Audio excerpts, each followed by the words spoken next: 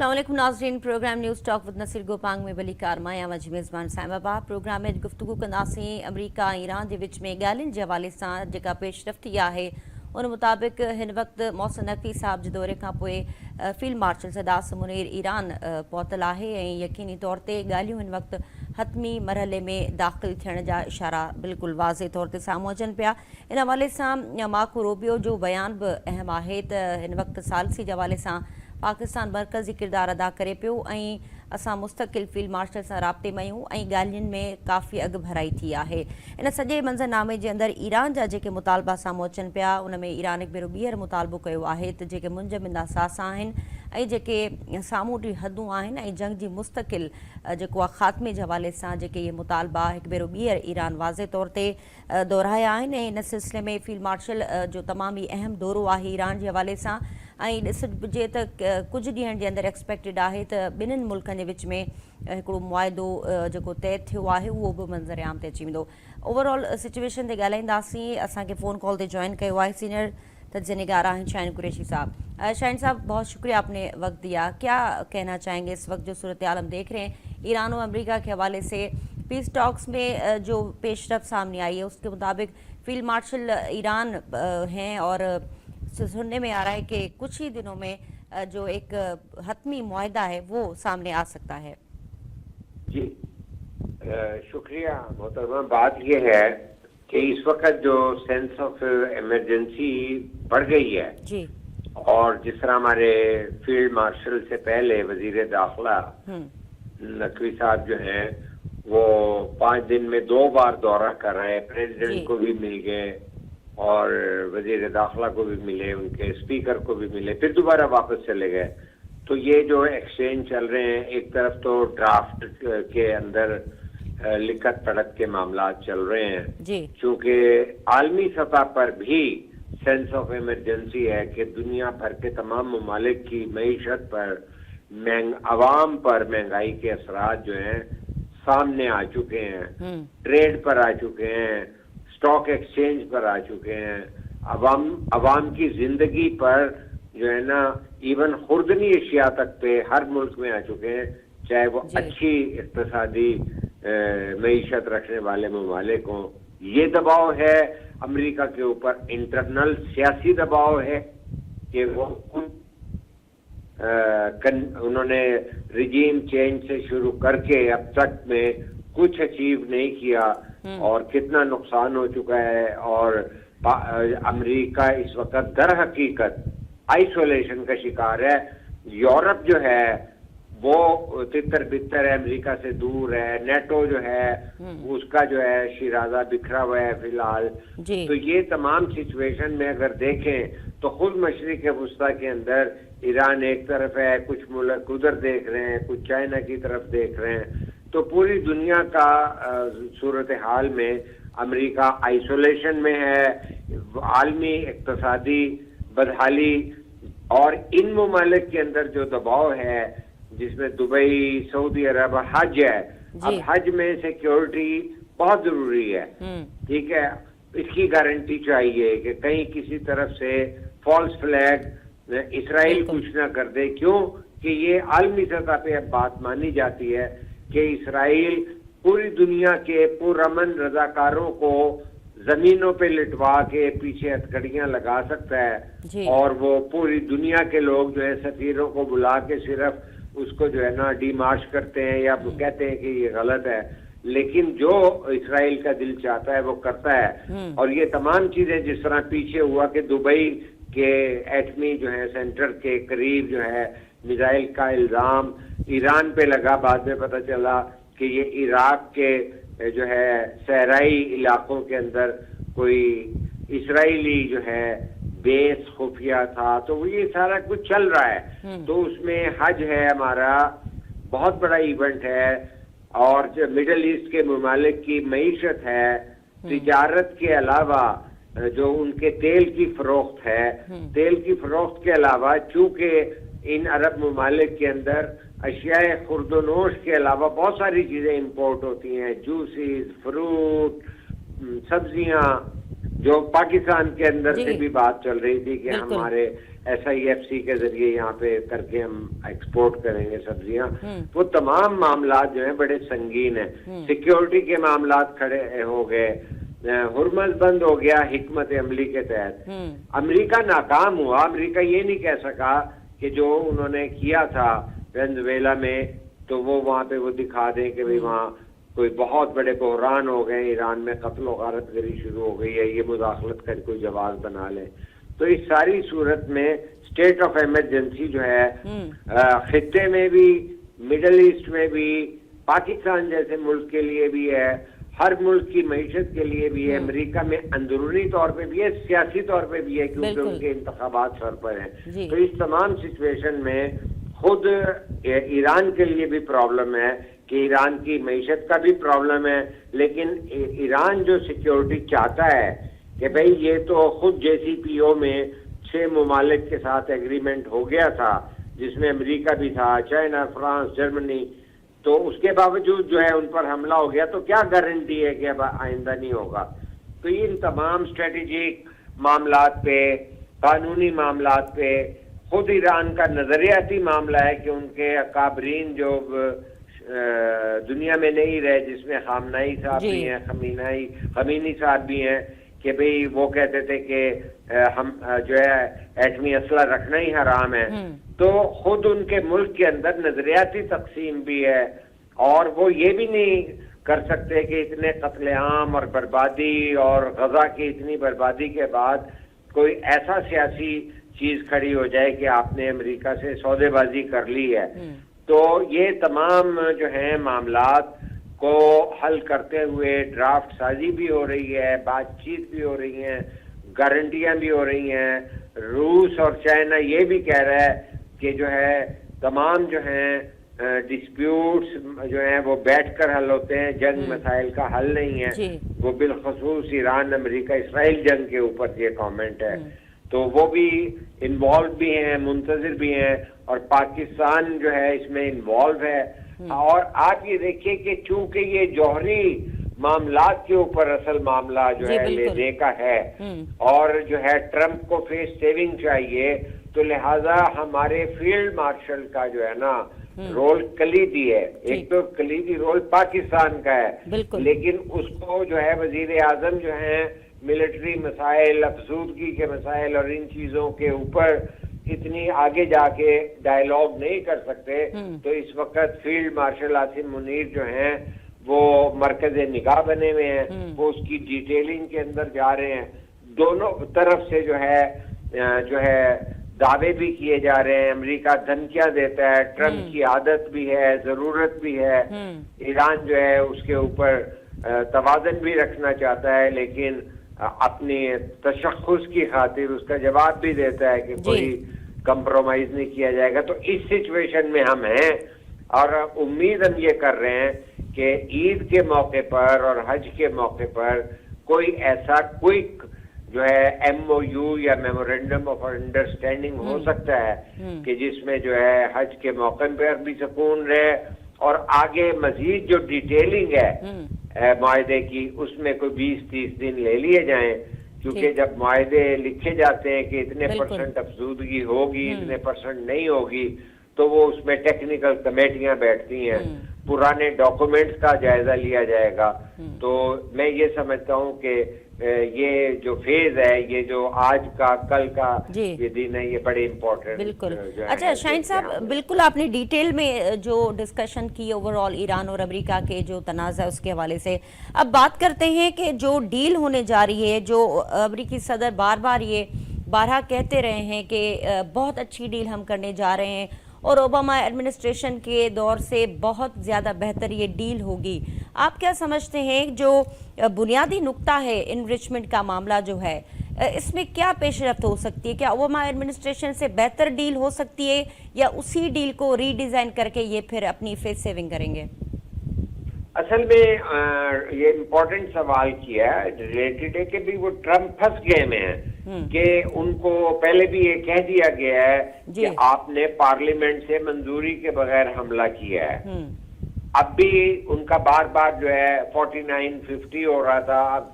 51-47 ہو چکا ہے صورتحال. تو وہ انہیں پتہ ہے کہ ان کے لیے ایک تلوار لٹک رہی ہے،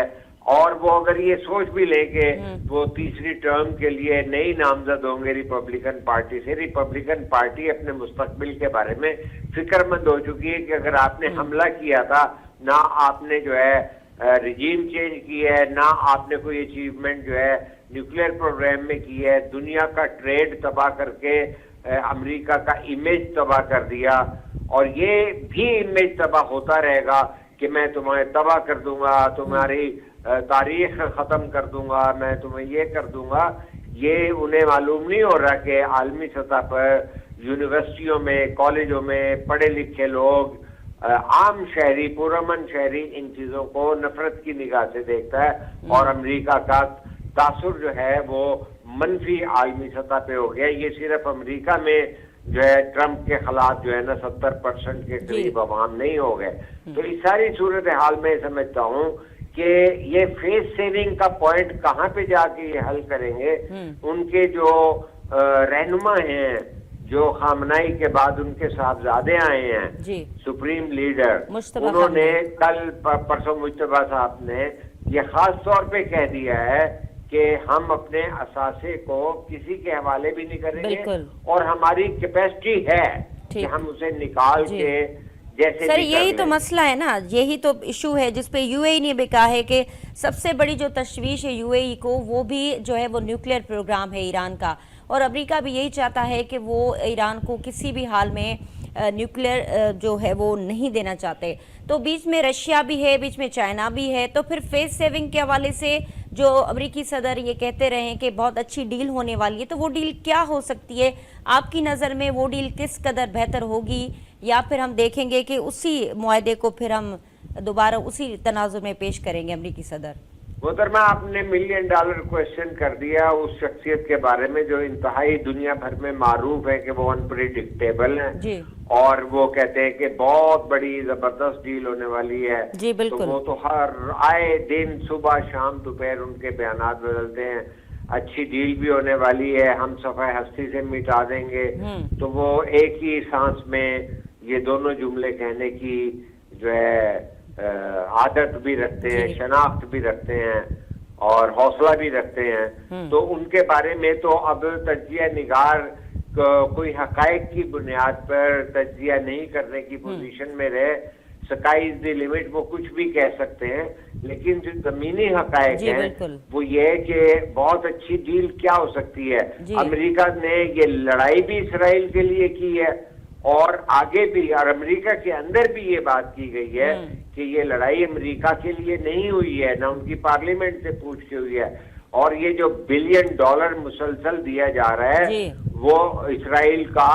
وہ اس کے مظالم لوگ دیکھ رہے ہیں. غزہ کے مظالم سے پوری دنیا کے عوام الناس میں، باضمیر شہریوں میں، عورتوں میں، بچوں میں، انسانوں میں، نوجوانوں میں، طالب علموں میں غزہ کے مظالم کے بعد چینج آئی ہے. وہاں کے سیاسی نظاموں میں چینج آ رہی ہے. یورپ کے ممالک میں آپ دیکھ لیں، اسپین، اٹلی ایک نہیں ہے، ہر جگہ جو حکمران جماعتیں ہیں وہ ہل گئی ہیں. بائیڈن وغیرہ کی ڈیموکریٹک پارٹی اس لیے ذلیل ہوئی کہ ان کے دور میں غزہ میں برابر کے مظالم ہوئے، تو لہذا لوگوں نے ریجیکٹ کیا. تو یہ میں سمجھتا ہوں کہ یہ تمام چیزیں اسرائیل کے لیے جو ہو رہی ہیں تو وہ کیا بڑی چیز جو ہو رہی ہے. اب تو یہ باتیں آ رہی ہیں کہ اسرائیل کے صدر سے، نیتن یاہو سے جب ٹرمپ کی بات ہوئی تو اس میں سخت لہجے میں باتیں ہوئی ہیں. تو کیا کریں گے؟ میں افسوس کا اظہار کرتا ہوں کہ بھئی ایک الائنس ایسا بن رہا ہے جن کو یہ بھی معلوم ہے کہ امریکن اڈوں سے ان کا کوئی دفاع نہیں ہو سکا. ان کے ٹریڈ، ان کی تجارت، یہی سر شاہین صاحب، یہی میرا سوال ہے کہ جو مڈل ایسٹ کی آپ بات کر رہے ہیں، جو گلف کنٹریز نے جو اپنی سیکیورٹی کے لیے جو انحصار رکھا امریکہ پہ، اس کو مستقبل میں آپ کیسے دیکھیں؟ کیونکہ وہ صورتحال تو چیلنج ہو گئی. جی وہ تو چیلنج ہو گئی صورتحال. جی ہاں، دیکھیں نا، جب میرے گھر میں خدا نخواستہ آپ کے گھر سے پتھر آئے گا تو میں آپ کا کتنا ایک احترام کروں گا. میں اس آدمی کو تو پتھر ماروں گا نا دوبارہ. تو کہنے کا مقصد یہ ہے کہ یہ جو تبصرہ کیا جاتا ہے، پہلے تو کمپین ہوتی ہیں کہ جی امریکہ نے حملہ کر دیا جی اور اتنے % جو ہیں بم وہاں مارے، اسرائیل پہ نہیں مارے. بھائی پہلے جب آپ بچائیں گے جہاں سے ان کے اوپر میزائل برسائے جا رہے ہیں. تو شاہین صاحب اب کیا الٹرنیٹ کیا ہے مڈل ایسٹ کے پاس؟ دیکھیے میں یہ سمجھتا ہوں کہ اگر مڈل ایسٹ کے حکمران طبقہ یا وہاں کے عوام الناس یہ اس بات پہ کھڑے ہو جائیں کہ اگر آپ نے امریکہ کی خوشنودی کرنی ہے اور یہ اسلحے پہ بھی پیسے لگاتے رہنے ہیں پھر بھی آپ کا دفاع ممکن نہیں ہے، اور آپ ساری زور لگا دیں کہ نیوکلیئر پروگرام ایران کا آپ نے بند کرنا ہے اپنے تحفظ کے لیے، تو اسرائیل سے تحفظ کا آپ سوچئے. اور اسرائیل سے تحفظ مڈل ایسٹ کا یا مسلم ممالک کا جب ہی ہوگا کہ کون سے ایگریمنٹ کی حیثیت ہے کہ لبنان پہ آج بھی مظالم ہو رہے ہیں، غزہ پہ بھی آج بمباری اور تباہی ہو رہی ہے، اور جو ہے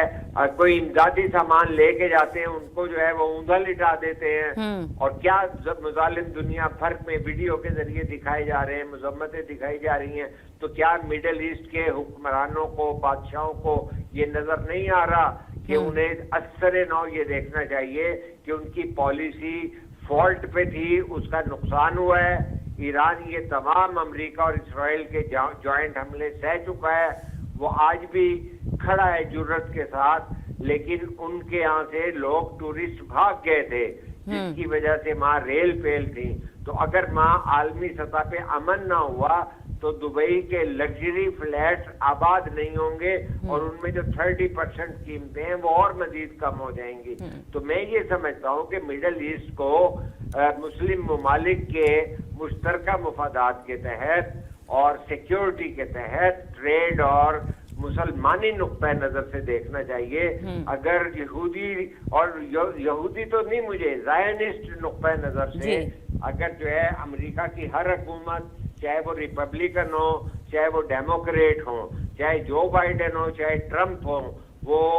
فلسطینیوں پہ مظالم ڈھاتے ہیں، اسرائیل کو پیسہ دیتے ہیں، اسلحہ دیتے ہیں، تو یہ مسلمانوں کا فرض نہیں ہے؟ کیا انہیں جو ہے ان کے ممالک میں بے چینی نہیں ہے؟ اللہ تعالیٰ کے یہاں پوچھ گچھ نہیں ہوگی ان کے نظریے کے تحت جہاں پہ لوگ قربانی سنت ابراہیم کی دینے جا رہے ہیں کہ وہاں بے گناہ لوگ مارے جا رہے ہیں. تو میں یہ سمجھتا ہوں کہ یہ ایک ایسا وقت ہے جب مسلم اقوام کو یہ سوچنا چاہیے اور جنرل عاصم منیر کے انداز پہ سوچنا چاہیے اور اپنی پرانی پالیسیز سے اب جو گلے لگا کے بیٹھے ہوئے سینے سے دبکا کے سوچیں، انالیسس کریں کہ جو آپ نے یہ سارا کچھ کما کے امریکہ کے حوالے کرتے ہیں اس کے باوجود آپ کا تحفظ نہیں ہے. آپ کی جو ہے تیل کی تنصیبات پہ ایران بھی حملہ کرنے پہ مجبور ہوگا جب ان کی تیل کی تنصیبات پر. اچھا شاہین صاحب آخری سوال مختصر بتائیے گا کہ اس خطے کا مستقبل آپ کیا دیکھ رہے ہیں جب ہم دیکھ رہے ہیں کہ بھارت کا یو اے ای اور اسرائیل سے ان کا جو ان کے ریلیشن شپ ہے، اور یہاں ہم دیکھ رہے ہیں کہ پاکستان، چائنا اور ایران، تو اس کے علاوہ مڈل ایسٹ کی جو ہم صورتحال تبدیل ہوتی ہوئی دیکھ رہے ہیں، تو خطے کا اوور آل منظرنامہ کیا آپ کو لگتا ہے آنے والے وقت میں؟ احمد جی میں یہ سمجھتا ہوں کہ کسی خوش فہمی کے بغیر حقیقت پسندی سے میں سمجھتا ہوں کہ عالمی سطح پر اور ریجنل سطح پر دونوں سطحوں پر پاکستان نے اپنا ایک مقام پیدا کیا ہے، اور وہ مقام اسی طرح سے ہوتا ہے کہ آپ یا اقتصادی پاور ہو یا آپ کی کوئی مسل پاور ہو، آپ کی ملٹری مائٹ ہو یا اقتصادی مائٹ ہو. تو پاکستان نے اپنے سے کئی گنا بڑے ملک انڈیا کو جب اس کی حیثیت دکھائی ہے، وہ بہت بڑا فیکٹر ہے. حقیقت ہے کہ پوری دنیا نے یہ ریئلائز کیا بشمول امریکہ اور نیٹو ممالک کہ پاکستان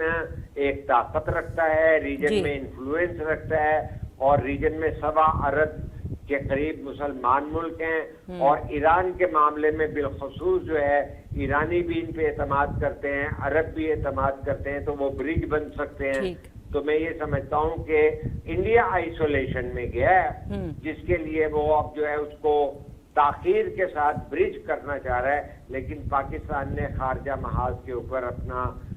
مقام جو ہے نا وہ بڑھایا ہے. اور اس کا آغاز انڈیا پر جب حملہ ہوا تھا تو جب وہاں پر پر امن लेकिन पाकिस्तान के जुर्रतमंद मुल्क के तौर पर ठीक है बिलावल सर। भुट्टो ने जी। जो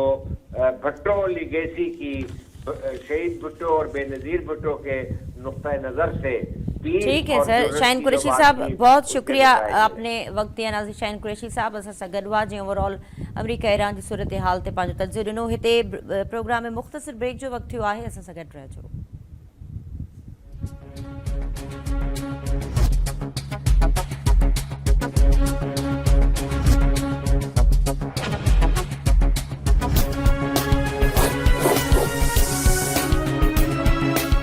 नाज़रीन, हिकु भेरो ॿीहर भली कार तव्हांखे चवंदासीं ऐं प्रोग्राम में गुफ़्तगू हलंदड़ हुई ईरान या अमरीका जे हवाले सां। प्रोग्राम जे हिन हिसे में गुफ़्तगू कंदासीं। नाज़रीन, अॼु तमामु अहम ॾींहुं आहे। पीपी चेयरमैन बिलावल भुट्टो ज़रदारी पारां अॼु शाहराह भुट्टो जो इफ़्तिताह कयो वियो आहे ऐं इन इफ़्तिताही तक़रीब में पीपी चेयरमैन बिलावल भुट्टो ज़रदारी, सैयद मुराद अली शाह ऐं जेके काबिना जे वज़ीरनि पारां अॼु तक़रीरूं कयूं वयूं ऐं ओवरऑल जेके सिंध जे अंदरि जेके तरक़ियाती कम थियनि पिया उन हवाले सां उन्हनि पंहिंजो विजन ॾिनो। पीपी चेयरमैन जो चवणु हो त बेनज़ीर भुट्टो साहिबा जो ख़्वाबु अॼु पूरो थियो आहे ऐं सिंध जे अंदरि उहे वधीक जेके आहिनि तारीख़ी मुआहिदा बि खणी अची रहिया आहिनि ऐं अॼु सफ़री सहूलियतुनि जे हवाले सां तारीख़ी ॾींहुं आहे सिंध अंदरि। ओवरऑल इन ते ॻाल्हाईंदासीं। असां सां हिन वक़्तु फ़ोन कॉल ते मौजूदु आहिनि सीनियर सहाफ़ी आहिनि आसिफ़ काज़ी साहब। आसिफ़ साहब, वरी महिरबानी, तव्हां वक़्तु ॾिनो। कीअं पिया ॾिसो अॼु शाहराह भुट्टो जो इफ़्तिताह कयो वियो आहे ऐं यकीनन इफ़्तिताही तक़रीब बि तव्हां ॾिठी हूंदी ऐं उन में जेके स्पीचिस अॼु कयूं वयूं, त ओवरऑल इन मुआहिदे खे तव्हां कीअं ॾिसो पिया? ॾिसो, कराची जो जेको शहर जो मसइलो आहे, ख़ासि तौर ते कराची खां बाक़ी मुल्क में वञण जे हवाले सां जॾहिं तव्हां ॾिसंदो त कराची खां ॿाहिरि निकिरण जा रस्ता जेके आहिनि, जेके नेशनल हाईवे हुजे या जेके सुपर हाईवे चऊं था या जेके नाम निहात M9 करे जेको मोटरवे चवनि था, त उन में ओस ताईं पहुचण जे लाइ कराची जा हिकिड़ा महदूद रस्ता हुआ न, उनखे ही शाहराह भुट्टो जेको आहे उहो हिकिड़ो तमामु सुठो वाधारो इन हिसाब सां बि आहे त पोर्ट सां जेको आहे डायरेक्ट कनेक्ट करे उहो सुपर हाईवे ते पहुचाइण ऐं जेको आहे काठोड़ ताईं पहुचाइण जो जेको बंदोबस्तु आहे, इहो तमामु ज़बरदस्त क़िस्म जो इन हिसाब सां बि आहे त जेको शहर में जेका ट्रैफिक जैम थिए थो या पहुचण जो जेको मामिलो आहे उहो ॿाहिरां जेको आहे सो इहे सम्झो त जेका मलीर नदी आहे, मलीर नदी खे किनारनि खे इस्तेमालु कंदे जेको आहे सो ईअं ई इस्तेमालु कयो वियो आहे जीअं लियारी नदी जे हवाले सां लियारी एक्सप्रेस वे ठहियो, तीअं भुट्टो ज़ुल्फ़िकार अली भुट्टो जेको आहे सो ठहियो आहे, रोड ठहियो आहे। ऐं इन जी अहमियत तव्हां इन अंदाज़ सां लॻायो त इहे तमामु जेके अहम प्रोजेक्ट्स आहिनि जेके सुपर हाईवे खां डायरेक्ट जेको आहे सो डिफेंस ऐं ॿियनि इलाइक़नि में पहुचण जे लाइ जेके उहो आसान रस्तो ई आहे। ऐं जेका अॼु ऐलान इहो बि थियो आहे, तव्हां ॾिठो हूंदो ऐं उन्हनि जो चवणु इहो बि हुयो त जेको पोर्ट सां डायरेक्ट एलिवेटेड हिकिड़ो रस्तो ठाहिणु चाहिनि था जेको कयूं वाद सां अचे मिली ऐं शाहराह भुट्टो ते चढ़ी वञे। सो हीउ जेको कमु आहे इहो अञा वधीक बहितर इन हिसाब सां थींदो त हेवी ट्रैफिक जेका आहे उहा आम रस्तनि ते न हलंदी, बल्कि अलॻि अलॻि ॿाहिरां शहर खां जेको आहे सो हूंदी सुपर हाईवे ते या मुल्क जे ॿियनि इलाइक़नि में वञण जे लाइ उते हूंदी। जी अच्छा, आसिफ़ साहब, इन हवाले सां बि ॿुधाइजो त अगरि पाण कराची जे ओवरऑल जेको हिकिड़ो स्ट्रक्चर आहे, उनजो जेको ट्रांसपोर्टेशन हुजे या रोड रस्ता हुजनि, उहो ठीकु आहे। हीउ त हिकिड़ो तमामु वॾो प्रोजेक्ट हो जेको सिंध गवर्नमेंट पारां उनखे वॾो इनिशिएटिव करार ॾिनो वियो आहे, पर अगरि असां शहर जे अंदरि रोड रस्तनि जी सूरत हाल ॾिसूं, उन हवाले सां सिंध गवर्नमेंट वटि छा पॉलिसी आहे, उन ते केतिरो कमु थी रहियो आहे? ॾिसो, गवर्नमेंट वटि जेका पॉलिसी आहे त उहा त गवर्नमेंट ॿुधाए सघे थी। असां सिर्फ़ु एतिरो चई सघूं था त जेके अंदरि शहर में जेके रस्ता आहिनि उनजी हालत ॾाढी ख़राबु आहे ऐं उनखे ख़ासि तौर ते हुकूमत सिंध जेको आहे हिकु ॿ दफ़ो कैबिनेट में ख़ासि तौर ते अमाउंट बि रखियो वियो आहे, जेके डिसीशन थिया हुआ त बाबा असां कराची जा रस्ता फौरी तौर ते ठाहियो, पर ज़ाहिर आहे हिकिड़ा रस्ता उहे जेके अंडर कंस्ट्रक्शन आहिनि, जीअं यूनिवर्सिटी रोड आहे, जीअं MS जनाह रोड आहे या ॿिया मामला आहिनि जेको तामीर हेठि आहिनि उनखे असां बर्बाद रस्ता नथा चई सघूं, छो त उहो तामीर थी रहियो आहे। हाणे उन में देरि थी थिए इहो हिकिड़ो अलॻि सवाल आहे, उनजी तकलीफ़ आम माण्हुनि खे थिए थी इहो बि बिल्कुलु अहम सवाल आहे। पर ॻाल्हि इहा आहे त जॾहिं उहो तामीर थी वेंदा त पोइ त ज़ाहिर आहे सहूलियत थींदी। पर इन्हनि खां अलावा बि जेके रस्ता आहिनि जेके उन्हनि जी हालत ठीकु कोन्हे का, उनखे ठीकु करण जी ज़रूरत आहे त जीअं मोबिलिटी जेका शहर में आहे इंटर जेका आहे उहा आसान थी सघे। कराची जा रस्ता जेके मुफ़ासिला आहिनि तमामु घणा आहिनि ऐं जेकॾहिं सफ़ुरा चौरंगी खां जेकॾहिं माण्हू वञणु शुरू करे जेको आहे सो टावर ताईं त हुनखे हिननि सूरत हाल में चङो ख़ासो टाइम लॻे थो। तो तव्हां बिल्कुलु सही था चओ त कराची जे शहर जे ॿियनि रस्तनि ते ईअं न आहे त सभु जो बर्बाद आहिनि, पर जेके बि आहिनि जेके ख़राब आहिनि उनखे फौरी तौर ते ठाहिण हुकूमत जो कमु आहे त जीअं आम शहरनि खे फ़ाइदो पहुचे। अच्छा आसिफ साहब, जीअं तव्हां पाण ज़िक्र कयो त कराची जा रोड रस्ता तमामु ख़राब आहिनि ऐं उन्हनि खे हंगामी बुनियादनि ते उन्हनि खे ठाहिणु घुरिजे ऐं सिंध गवर्नमेंट वटि पैसे जी खोट बि कोन्हे, बजट बि आहे ऐं असां ॾिसूं था बजट जे अंदरि बि जेको आहे तरक़ियाती कमनि लाइ मुख़्तस कयो वेंदो आहे बजट। हाणे असां अगरि ट्रांसपोर्ट जी सूरत हाल ते ॻाल्हायूं त रोड रस्ता पंहिंजी जाइ ते, पर ट्रांसपोर्टेशन जो जेको मामिलो आहे हिन वक़्तु ताईं सिंध गवर्नमेंट जे हवाले सां उन में तव्हां का पेशरफ़्त ॾिसो पिया? जेके हिन वक़्तु ईवी बसूं असां ॾिसूं पिया, डबल डेकर बसूं असां रोडनि ते ॾिसूं पिया, इहो केतिरी वॾी इम्प्रूवमेंट तव्हां ॾिसो था ट्रांसपोर्ट डिपार्टमेंट जे अंदरि, या तव्हांखे लॻे थो त इट्स नॉट इनफ, अञा वधीक बहितरी जी ज़रूरत आहे? जेके आरिफ हसन साहब आहे जेको सिटी प्लानर, उन सां कुझु अर्सो अॻु में जॾहिं असां इंटरव्यू कयोसीं त हुनजो चवणु हुयो त कराची में घटि में घटि 4000 जेके बसियुनि जी ज़रूरत आहे त जीअं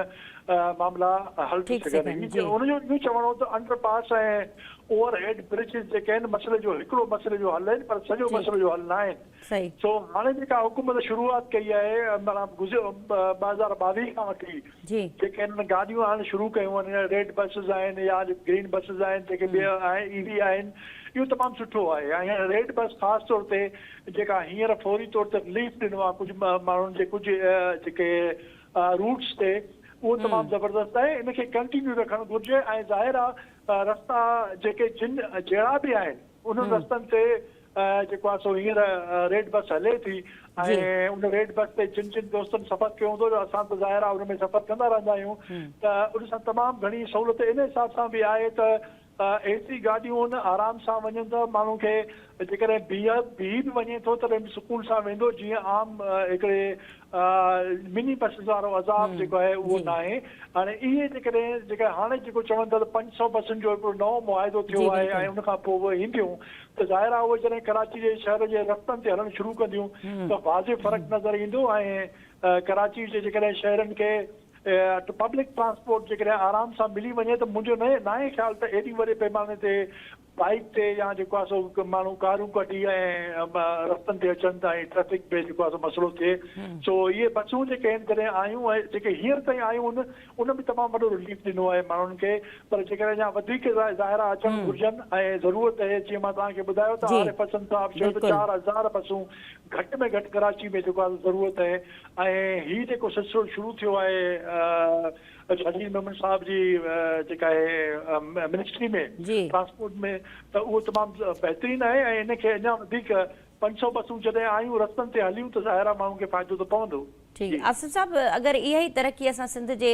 ॿियनि शहरनि में बि ॾिसूं त उहो बि हिकिड़ो यकीनी तौर ते बहितर अमल थींदो, छो त सिंध जा ॿिया ज़िला अगरि तव्हां ॾिसो हैदराबाद सखर खां अलावा जेके ॿिया शहर आहिनि उन में तव्हांखे न रोड रस्ता नज़र ईंदा, न तव्हां वटि को ट्रांसपोर्ट जो को मैकेनिज़म तव्हांखे नज़र ईंदो। त सिंध गवर्नमेंट लाइ छा केॾो वॾो इहो चैलेंजिंग सूरत हाल आहे त सॼी सिंध जे अंदरि अक्रॉस द बॉर्डर त असां सभु इहे जेके बि तारीख़ी ऐं जेके मुआहिदा या प्रोजेक्ट्स ॾिसूं था उहे असांखे ॿियनि शहरनि में बि ईअं ई नज़र अचनि?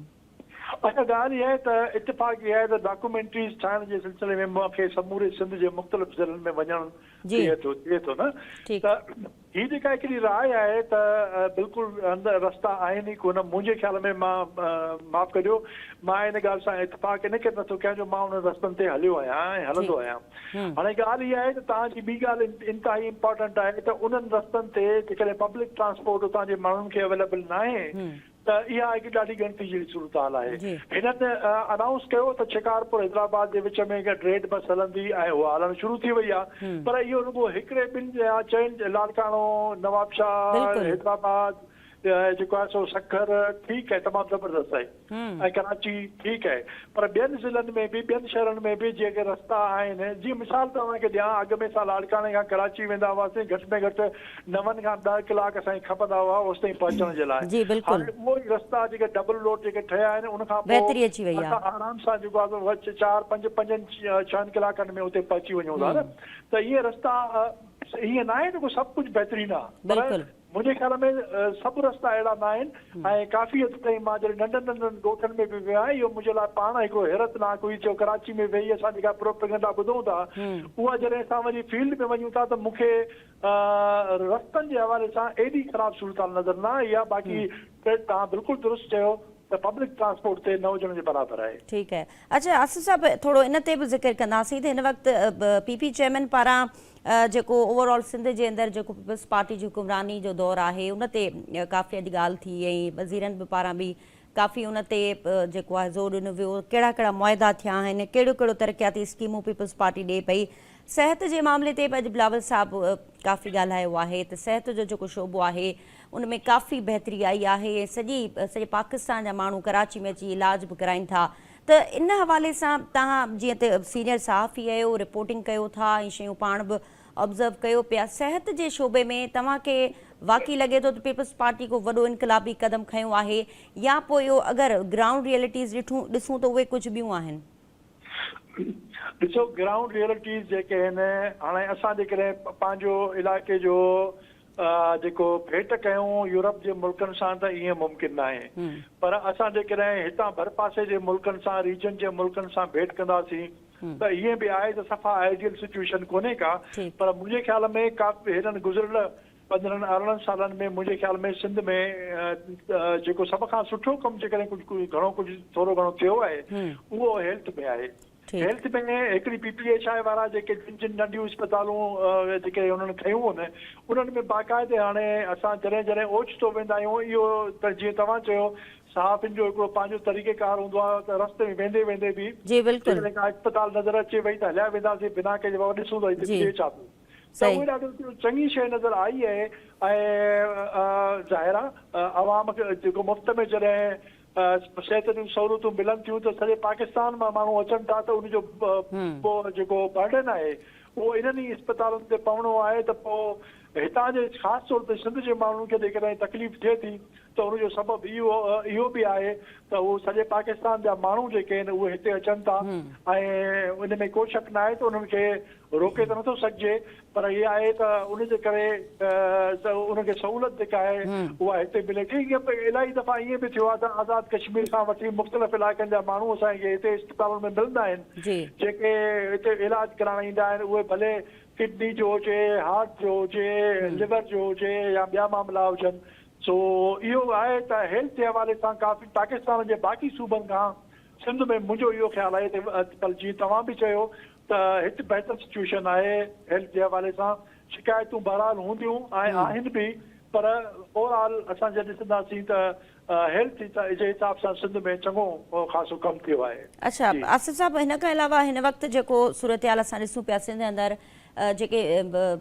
ग़रीबनि जे हवाले सां जेके पीपी चेयरमैन पारां ऐलाना साम्हूं अचनि पिया, उन्हनि खे मुआशी जेको आहे इस्तेकाम ॾियणु ऐं अॻभरो करणु नौजवाननि जे हवाले सां, अहिड़ी का असां स्कीम ॾिसूं पिया ईंदड़ वक़्त में अचे पई जंहिंसां यूथ स्ट्रेंथन थिए, उनखे मुआशी को अल्टरनेट मिले, कुझु जॉब्स जो वॾो फुक़दान आहे ऐं एतिरो जल्दी जॉब्स क्रिएट करणु इट सेल्फ ख़ुदि हिकिड़ो पीपल्स पार्टी लाइ चैलेंजिंग सूरत हाल आहे। तव्हां वटि का अहिड़ी इंफॉर्मेशन आहे, छो त तव्हां मिलंदा रहो था सीनियर सहाफ़िन सां बि ऐं ब्यूरोक्रेट सां बि ऐं वज़ीरनि सां बि, त उन हवाले सां छा आहे, यूथ जे हवाले सां छा प्लान आहे पीपल्स पार्टी वटि? को अहिड़ो असां ॾिसूं पिया को इंटरनेशनल लेवल जो को असां हिन कराची जे अंदरि या सिंध जे अंदरि असां अहिड़ो को ॾिसूं प्रोजेक्ट जंहिंसां यूथ स्ट्रेंथन थिए? अच्छा कराची ज़ाहिर सिंध जो हिसो आहे जी बिल्कुलु पर मां हिकिड़े ॿ प्रोजेक्टनि जी ॻाल्हि कंदुसि जेके जिन जो असांखे तजुर्बो आहे जेके वञण जो जीअं मां चयो बार बार थो चवां त असां वञूं था मुख़्तलिफ़ इलाइक़नि में जी peoples poverty reduction program PPRP जेके चवनि था जी उनजो इहो कमु आहे त नंढड़ा कर्ज़ ॾियो माण्हुनि खे बराबरि पैसा फ्री न ॾियो पर उन्हनि खे कर्ज़ ॾियो बिना व्याज जे ऐं हू पंहिंजो रोज़गार कनि ऐं पोइ आहिस्ते किस्तनि में तव्हां कर्ज़ वापसि वठो ऐं हू पंहिंजो जेको आहे सो बिज़नेस डेवलप कनि ऐं उहो नौजवाननि जे लाइ ॿियो हिकिड़ो तरीक़ेकार आहे EDF जो एंटरप्रेन्योर डेवलपमेंट फंड इहो बि आहे तक़रीबन कोई 10 खां वठी 30 लखनि ताईं इहो लोन मिले थो नौजवाननि खे ऐं जेको पंहिंजो आइडिया ॾिए त बाबा हीउ मूंखे रोज़गार करिणो आहे ऐं हिन मूंखे हेतिरी लागत थिए थी त हू पंहिंजी उहो मुख़्तलिफ़ ज़िलनि में माण्हुनि खे मिलियो बि आहे ऐं नौजवान पंहिंजे रोज़गार सां लॻा बि आहिनि त मुंहिंजे ख़्याल में त तव्हांजे थ्रू नौजवाननि खे इहा ॼाण वठणु घुरिजे त EDF माना जेको एंटरप्रेन्योर डेवलपमेंट फंड आहे उन मां नौजवान फ़ाइदो वठनि ऐं पंहिंजो जेके रोज़गार जा ज़रिया कतब आणनि ऐं उहो एॾो को ॾुखियो लोन कोन्हे को ऐं जेको उनजो प्रोसेस एॾो ॾुखियो कोन्हे को ख़ासि तौर ते PPRP जीअं मां तव्हांखे चयो पब्लिक प्राइवेट पंहिंजो पीपल्स पावर्टी रिडक्शन प्रोग्राम जेको आहे उहो गुरबत खे घटाइण जो प्रोग्राम हिननि जेको शुरू कयो आहे उन में बि ख़ासि तौर ते औरतुनि खे जेका अहमियत मिले थी नौजवान औरतुनि खे ऐं ॿियो जेके पंहिंजे घर में वेठियूं आहिनि उन्हनि खे तमामु घणो हिन में सहारो मिलियो आहे ऐं मां घटि में घटि शिकारपुर जैकबाबाद खैरपुर पदीन भट्टो लाड़काणो उन में जिन जिन ते जायुनि ते असां डॉक्यूमेंट्रीज़ जे लाइ विया आहियूं या रिपोर्टिंग जे लाइ त असांखे सभई ख़वातीन सां मुलाक़ात करण जो मौक़ो मिलियो आहे ऐं उहे इंटरव्यू मूं वटि आहिनि बि ऐं जे चवंदो त मां हाज़िर बि कंदुसि त उन्हनि खे उन्हनि बाक़ाइदा महिनत कई आहे ऐं पैसा जेके गवर्नमेंट खां वरिता आहिनि उन्हनि को लोन वरितो आहे उनखे प्रॉपर इस्तेमालु बि कयो आहे ऐं उहे पंहिंजा रोज़गार घर में बि कनि थियूं ऐं औरतूं जेके ॿाहिरि निकितियूं आहिनि उहे अहिड़ा मिसाल आहिनि जेको जेकॾहिं तव्हां उन खे ॾिसंदव त तव्हां हैरत कंदव त यार हीअ असां जेका ॿाहिरि प्रोपेगेंडा ॿुधूं था उहा हिकिड़ी आहे हिते जेकॾहिं ग्राउंड रियलिटीज़ ॾाढियूं डिफरेंट आहिनि ठीकु आहे आसिफ काज़ी साहब वरी महिरबानी तव्हां वक़्तु ॾिनो ऐं पंहिंजो एक्सपीरियंस असां सां शेयर कयो नाज़ आसिफ काज़ी साहब सीनियर साफ़ ई असां सां गॾु आहे ऐं ओवरऑल जेको पीपल्स पार्टी जे जेके ॿी तारीख़ी जेका अॼु प्रोजेक्ट ॾिनो वियो आहे शाराए भुट्टो जे नाले सां उन जे इफ़्तिताही तक़रीब जे हवाले सां ऐं ओवरऑल जेके पीपल्स पार्टी पारां जेके बि मुआहिदा थी रहिया आहिनि ईंदड़ वक़्त में ट्रांसपोर्ट जे हवाले सां सिहत जे हवाले सां ऐं मुआशी तौर ते असांजे नौजवाननि खे स्ट्रेंथन करण लाइ पीपल्स पार्टी जेका हिन वक़्तु पेशरफ़्त करे रही आहे जेको उन ते बजट जेको आहे उन ते रखी रही आहे ईंदड़ बजट में बि काफ़ी अहिड़ियूं स्कीमूं साम्हूं अचनि पियूं इन ते ओवरऑल तव्हां तजियो ॿुधो नाज़रीन प्रोग्राम जो वक़्तु पंहिंजी पुॼाणी ते पहुतो ॾींदा इजाज़त अल्लाह हाफ़िज़।